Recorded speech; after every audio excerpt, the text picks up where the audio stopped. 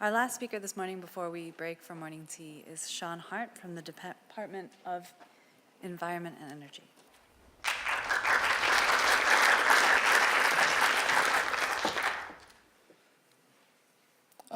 Good morning, and thanks for the opportunity to come along and talk about how the Australian government's looking at blue carbon and how we're looking to be able to incentivise it and contribute to our targets. So I work in a section in the department that looks at agricultural and land use policy and how we can go about reducing our emissions in that space. More recently, I worked on the soil carbon method, which was delivered in this year, so where we develop flexibility to hopefully drive uptake. My colleague Paul Ryan yesterday gave a general overview of the Emissions Reduction Fund, and I'll just go over a few concepts from that.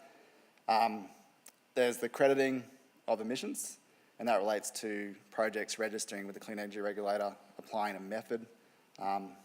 Methods set the rules for how we define projects and how we account for emissions and measure. And there's also the purchasing part, which probably comes to mind when people think about the Emissions Reduction Fund, which is the government's purchasing of the credits. But projects are also able to sell on the private market. And there's a safeguard component which applies to large emitters. So there's been significant growing interest in coastal blue carbon. There's a growing research body, and Professor Lovelock gave a good overview of that science and where that's at. State governments are also developing strategies around emissions reductions, and some of these include blue carbon and how that can fit in those strategies. And they're also funding or planning pilot projects around the country. Corporations are also very interested in blue carbon. They're largely interested in the co-benefits, things like Indigenous employment, which we see with savanna methods in Northern Australia, and the biodiversity benefits. And they're also interested in being able to offset in their own operating environment in case of large fisheries and offshore petroleum companies.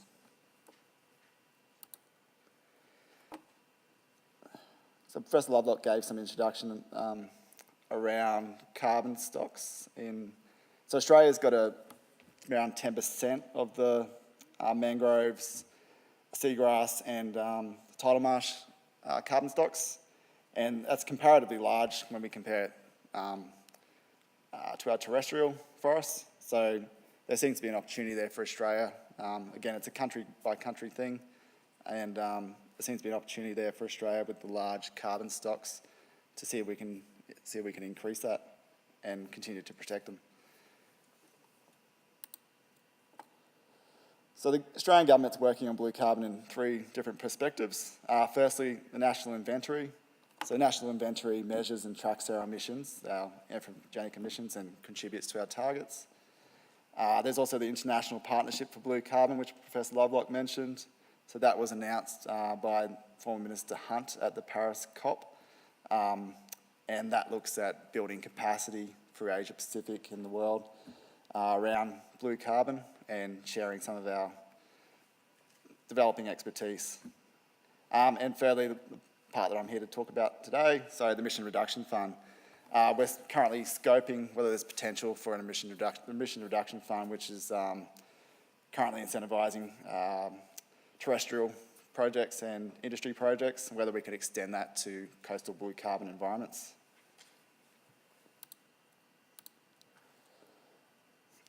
So is it a suitable policy mechanism for coastal blue carbon abatement? So the Emissions Reduction Fund is aimed at large-scale and low-cost abatement, and this poses an issue for blue carbon projects. So blue carbon projects in the literature generally have a high cost and relatively low success rate, although that's improving. And the costs are generally upfront, and the income from the carbon credits would be delayed. However, there are significant co-benefits which have been discussed, and these are likely to be valued significantly on a private market. We also need to be able to fit any carbon method, any method for blue carbon within the integrity and the rules legislated in the Carbon Farming Act. I'll go for them next. So abatement must be additional, and this poses an issue in Australia where we have protected and conserved a significant portion of our mangroves and tidal marsh. Development subject to permits and approval. So again, we need to be able to prove that that's additional.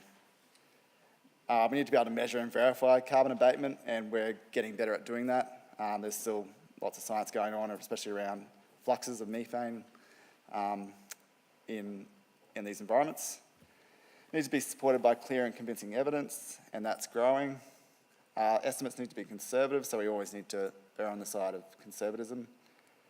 And abatement from a project must be eligible carbon abatement. So that means that it must be able to count towards our targets, so our 2020 target and our 2030 target. On that, currently Australia is one of only a few countries that actually reports on coastal blue carbon, and it's currently a small net sink in our inventory.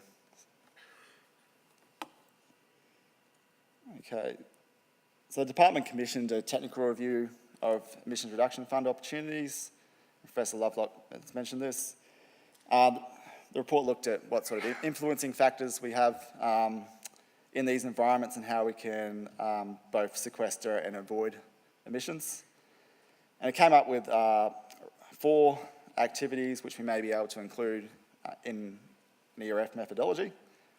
I've got in bold there, restoring natural tidal flows. So this is probably possibly one of the most promising. It's certainly an additional activity. We're able to do both emissions avoidance and a sequestration method there. So when the salt water is being stopped from going into the land, there's been a build-up of fresh water in the system, in the bunded or ponded pasture, and by restoring the salt, we're able to avoid a lot of the methane emissions that were occurring there, and we're also able to start sequestering. So avoiding clearing of mangroves and avoiding disturbing the soil, again, be promising as a low-cost methodology. There are issues around whether that would be additional, but we're working through that. Land use planning for sea level rise, so being able to, so what that activity refers to is allowing the migration of mangroves and tidal marsh back into the land as sea levels come up, and seagrass, so avoidance of loss or creation of new seagrass ecosystems. Again, it was sort of raised that a lot of the reason we have lost those ecosystems is the things that are happening in the land. That is an issue for us when we're building a method because it's less direct in terms of the activity that's being conducted and how we credit for that. So the report also identified a number of gaps, barriers and constraints. So there's legal issues around extending the emissions reduction fund to blue carbon coastal ecosystems. So those issues around whether we can grant exclusive right to access. Most of that land is state-owned land, although some of the land would be private land, which would be more simple. And also whether the rights to carbon could be granted. So there's uncertainty around the scale of how much land around Australia is actually available to be restored and would fit into sort of state planning or other management objectives. There's potential third-party impacts, so particularly for restoring tidal flow. There's potential that that could impact neighbouring properties. Predicting future sea level rise, so to be able to allow for a method that credits for allowing people to migrate tidal marsh and mangroves back into the land, we need to be able to accurately be able to predict on a local scale what's going to happen. And there's permanent concerns. Paul Ryan, my colleague, spoke about the 5% reversal buffer, so that's for natural disturbance. So things like drought, which we've seen up in the Gulf of Carpentaria, where we've had some dieback of mangroves. We also see it more regularly in seagrass. So we'd have to consider, is the 5% reversal buffer adequate? And so there's always a trade-off in terms of where we're trying to put the integrity into the method, but the more discounts or conservatism we have to apply, the less economical it becomes. So we need as much evidence as possible. Okay, so in summary, we're currently scoping with key experts around some of those gaps, barriers and constraints that we currently have and whether we can work through them, and we're optimistic we can. And then hopefully incentivise abatement and be able to contribute to our national targets. So national inventory, Australia is currently one of only a few countries reporting. International rules for reporting still being determined for the 2030 target, and the supplement which Professor Lovelock mentioned is being refined in terms of the rules. And the International Partnership for Blue Carbon, so recognising that Australia may have a role to play in sharing knowledge around the world, around how we can go about these ecosystems, their role as carbon sinks, but also being able to draw down carbon. And yeah, that's all from me. Thanks.